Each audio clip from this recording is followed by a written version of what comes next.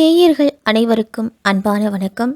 இந்த தொகுப்புல மார்கழி மாதத்திற்குண்டான பலன்களை தான் பார்க்க போறோம். மார்கழி மாதத்தை தேவர்களோட மாதம் அப்படின்னு குறிப்பிடுவாங்க. அதாவது கடவுளை வழிபடும் மாதமாகும். இறைவனை வழிபடுவதற்காக இந்த மாதம் ஒதுக்கப்பட்டிருக்குது. அதனால எந்த விதமான மங்கள நிகழ்ச்சிகளும் இந்த மாதத்தில் நடத்த மாட்டாங்க.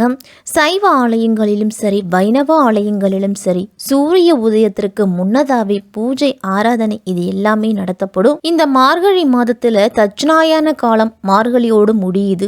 சூரியனுடைய தெற்கு இயக்கம் முடிவடையும் காலம் அப்படின்னு கூட சொல்லலாம். இந்த நேரத்தில் சூரியனோட கதிர்வீச்சு பல பிரச்சனைகளை தரக்கூடும். இந்த மார்கழி மாதம் இறைவனுக்கு உரிய மாதம் அப்படின்னு நம்ம சொன்னோம். ஆனால் மற்ற மாதங்களில் ஒரு நாளோ ஒரு கிழமையோ மட்டும்தான் இறைவனுக்கு உகந்ததாக இருக்கும். ஆனால் மார்கழியில் மட்டும்தான் அந்த மாதம் முழுவதுமே இறைவனுக்கு உகந்ததாக போற்றப்படுது. இந்த மார்கழி மாதம் 1ஆம் தேதி முதல் 29ஆம் தேதி வரைக்கும் இருக்குது. 17/12/2023 முதல் 14/1/2024 வரையிலையும் இந்த மார்கழி மாதம் இருக்குது. சூரிய பகவான் தனுசு ராசியில பயணம் செய்கிறாரு. தனுசு ராசிக்கு அதிபதி குரு பகவான். குரு பகவான் வீட்டுல சூரியன் செவ்வாயோட கூட்டணி சேரும்போது மேஷம் முதல் மீனம் வரை இருக்கக்கூடிய 12 ராசிக்காரர்களுக்கும் எப்படிப்பட்ட பலன்கள் எல்லாம் கிடைக்கும் அப்படின்னு விரிவாவே பார்க்கலாம். இந்த மார்கழி மாதத்துல கிரகங்களோட நிலைகள்லாம் எப்படி இருக்கு அப்படின்னு முதல்ல பார்த்துடுவோம். சூரியன் தனுசு ராசியில இருக்கிறாரு. செவ்வாய் விருச்சிக ராசியில மார்கழி மாதம் 11ஆம் தேதி வரைக்கும் இருக்கிறாரு. அதன் பிறகு தனுசு ராசிக்கு போறாரு. புதன் விருச்சிக ராசியில இருக்கிறாரு 23ஆம் தேதி வரைக்கும். அதன் பிறகு தனுசு ராசிக்கு போறாரு. சுக்கிரன் துலாம் ராசியில இருக்கிறாரு 9ஆம் தேதி வரையிலும். அதன் பிறகு விருச்சிக ராசிக்கு போறாரு. குரு பகவான் மேஷ ராசியில 4ஆம் தேதி வரைக்கும் இருக்கிறாரு. அதன் பிறகு வக்ர நிவர்த்தி அடைகிறாரு. சனி பகவான் மகர ராசியில 4ஆம் தேதி வரைக்கும் இருக்கிறாரு. அதன் பிறகு கும்பராசிக்கு போறாரு. ராகு மீன ராசியிலையும் கேது கன்னி ராசியிலையும் பயணம் செய்கிறாங்க. இப்படிப்பட்ட சூழ்நிலையில தான் இந்த மார்கழி மாதம் பிறக்குது. தர்ம அதர்மங்களுக்கு ஏற்ப பலன் தரக்கூடிய சுக்கிரனை ராசி அதிபதியாக கொண்டவர்கள் தான் இந்த துலாம் ராசிக்காரர்கள். உங்கள் பக்கம் நியாயம் இருந்தாலும் உறவினர்களிடம் கோபத்தை காட்டி உறவுகளை சிதைத்து விட வேண்டாம். உங்களுடைய ராசி அதிபதி மற்றும் ஆயுள் ஸ்தானத்துக்கு அதிபதியான சுக்கிரன் இந்த மாதம் 9ஆம் தேதி குடும்பஸ்தானத்துக்கு போறாரு. அதனால புதிய நபர்களோட அறிமுகம் அப்படிங்கிறது கிடைக்கும் உங்களுக்கு. அவர்களின் மூலமா அதிக நன்மைகள்லாம் உண்டு. எதிர்பாலினத்தவரிடம் பழகும் போதுல சற்று கவனத்தோடு இருக்கணும். இல்லத்திற்கு தேவையான ஆடம்பரமான பொருள்கள் எல்லாத்தையும் வாங்கும் நிலை உருவாகும் உங்களுக்கு.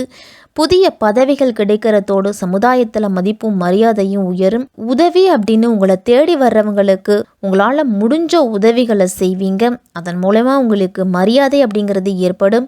அரசாங்கத்தின் மூலம் கிடைக்க வேண்டிய பணிகள் கூட கிடைக்கும் உங்களுக்கு. உங்களுடைய வாக்கு வன்மையால் எடுத்த காரியத்தை சிறப்பாக செய்து முடிப்பீங்க. உங்க ராசிநாதன் சுக்கிரன் உங்க ராசியிலேயே சஞ்சரிக்கிறாரு. அவரை மேஷத்துல உள்ள குரு பகவான் பார்க்கறாரு. அதனால குரு சுக்கிர பார்வை விளைவா திட்டமிடாத காரியங்கள்ல கூட உங்களுக்கு வெற்றி அப்படிங்கிறது கிடைக்கும். விலகி சென்ற உறவினர்கள்லாம் மீண்டும் சேருவாங்க.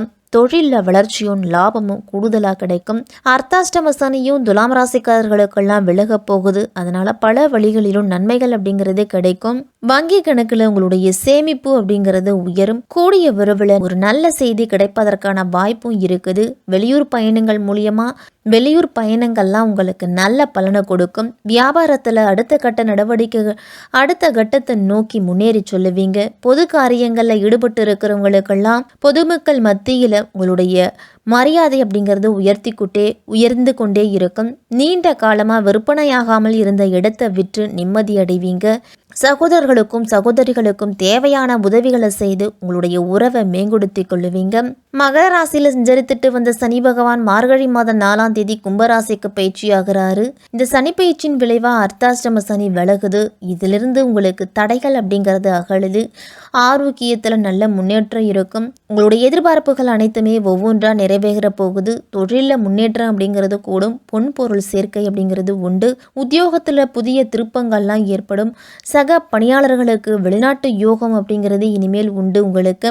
மார்கழி மாதம் 9ஆம் தேதி விருச்சிக ராசிக்கு சுக்கிரன் போறாரு. உங்க ராசிக்கு அதிபதியான சுக்கிரன் தனஸ்தானத்துல சஞ்சரிக்கும் போது பொருளாதார நிலையும் இருக்கும். குடும்பத்தில் ஒற்றுமை அப்படிங்கிறது பலப்படும். தங்கம், வெள்ளி, ஆடை ஆபரணங்களோட சேர்க்கையெல்லாம் உண்டு. பெண் பிள்ளைகளோட சுப சடங்குகள்லாம் நடக்கும். மார்கழி மாதம் 11ஆம் தேதி செவ்வாய் பயிற்சியாகி போறாரு. உங்க ராசிக்கு 2ஆம் இடத்திற்கு அதிபதியான செவ்வாய் சகாயஸ்தானத்தில் சஞ்சரிக்கும் பொழுது இடம் பூமி வாங்கக்கூடிய யோகம்லாம் இருக்குது. மனதில் துணிச்சலும் தன்னம்பிக்கையும் ஏற்படும். காரிய அனுகூலம் அப்படிங்கிறது உண்டு. பொருள் சேர்க்கையெல்லாம் ஏற்படும். உங்களுக்கு பூமி தொடர்பான பிரச்சனைகளுக்கு நல்ல முடிவை கொடுக்கும்.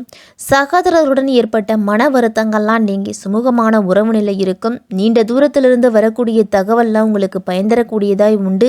உங்கள் ராசிக்கு பாக்கியம் மற்றும் விரயஸ்தானத்திற்கு அதிபதியான புதன் 23ஆம் தேதி தைரிய விரிய சகாயஸ்தானத்துக்கு போறாரு. அதனால எதிலும் கூடுதல் கவனத்தோடு இருக்கணும்.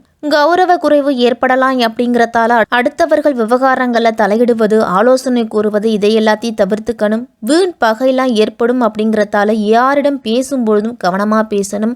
பயணங்கள் போது உங்களுடைய உடைமைகளை கவனமாக பாதுகாத்து வச்சுக்குங்க. வழக்கத்தை விட கூடுதலான பணி காரணமாக அலைச்சல் இருக்கும் உத்தியோகத்திலலாம். மார்கழி மாதம் 4ஆம் தேதி குரு பகவான் வக்ர நிவர்த்தி ஆகிறாரு. உங்கள் ராசிக்கு 3க்கும் 6க்கும் அதிபதியானவர் குரு. அவர் பலம் பெறுவது அவ்வளவு நல்லதல்ல. உங்கள் ராசிக்கு அதிபதியான குரு பகவான் வக்ர நிவர்த்தி ஆவதால மறைமுக எதிர்ப்புகள்லாம் அதிகரிக்கும். உங்களுக்கு எதையும் நினைச்ச மாத்திரத்தில் செய்ய முடியாது. ஒரு கடன் அடைக்கிறதுக்கு மற்றொரு கடன் வாங்க வேண்டிய சூழ்நிலை ஏற்படலாம். உத்தியோகத்திலலாம் உங்களுடைய திறமைக்குரிய அங்கீகாரம் அப்படிங்கிறது கிடைக்காது. தனித்து இயங்க வேண்டிய சூழ்நிலை தான் அதிகமாக இருக்கும். இது போன்ற நேரங்களில் வியாழக்கிழமை தோறும் விரதம் இருந்து குரு பகவானை வழிபட்டுட்டு வாங்க துலாம் ராசிக்காரர்கள் அனைவருமே. தொழில் வியாபாரத்திலலாம் இந்த மாதத்தின் பிற்பகுதியில் கூடுதல் முயற்சி செய்வதன் மூலம்தான் ஆதாயம் அப்படிங்கிறது அதிகரிக்கும். விற்பனையும் உங்களுக்கு கூடும். பாக்கி வசூல்லாம் உங்களுக்கு வசூலாகும். உங்களுடைய வாக்கு வன்மையால தொழில் வியாபாரம் சிறப்பாக நடக்கும். தொழிலை விரிவாக்கம் செய்யறதுக்கு நீங்க முயற்சி எடுத்துட்டு வந்தீங்க அப்படின்னா ஒரு சில தடைகளுக்கு பிறகுதான் அந்த முயற்சி வெற்றி பெறும். உத்தியோகத்தில் இருக்கிறவங்கலாம் அலுவலக பணியை செய்து முடிக்கிறதுக்கு கூடுதல் முயற்சி அப்படிங்கிறது தேவைப்படும். பதவி உயர்வு, கூடுதல் பொறுப்புகள், சலுகைகள் இதை எல்லாத்தையுமே இந்த மாதத்தை எதிர்பார்க்கலாம். எந்திரங்கள்ல பணியாற்றுறவங்க, பணத்தை கையாளுறவங்கெல்லாம் எச்சரிக்கையா செயல்படுறது நல்லது. மாணவர்களுக்கெல்லாம் இந்த மாதத்தின் பிற்பகுதியில பிறகு நேர்முக தேர்வு, போட்டித் தேர்வுகளில் கலந்து கொள்றவங்களுக்கெல்லாம் கூடுதல் முயற்சிக்கு பிறகுதான் நல்ல பலனை எதிர்பார்க்க முடியும். வேலை தேடிக்கிட்டு இருக்கிறவங்களுக்கெல்லாம் நல்ல வேலை வாய்ப்பு அப்படிங்கிறது உண்டு. விளையாட்டு போட்டிகளில் பங்கேற்பவங்கள்லாம் சற்று கவனத்தோடு இருக்கணும். இந்த மாதத்தில் பணி நிமித்தமாக வேறு இடத்துல குடும்பத்தை விட்டு பிரிந்து சென்று தங்க வேண்டிய சூழ்நிலை கூட வரலாம். கணவன் மனைவிக்கு இடையே இருந்து வந்த இடைவெளி குறைஞ்சு ஒற்றுமை அப்படிங்கிறது உண்டாகும். குடும்பத்தில் வருமானம் அப்படிங்கிறது அதிகரிக்கும். உறவினர்களாலும் உங்களுக்கு நன்மைகள்லாம் வந்து சேரும். இருந்தாலும் குடும்ப உறுப்பினர்களிடம் அனுசரித்து போகிறது தான் நல்லது. பயணங்கள் செய்யும் பொழுது மட்டும் சற்று கூடுதல் கவனத்தோடு இருக்கணும்.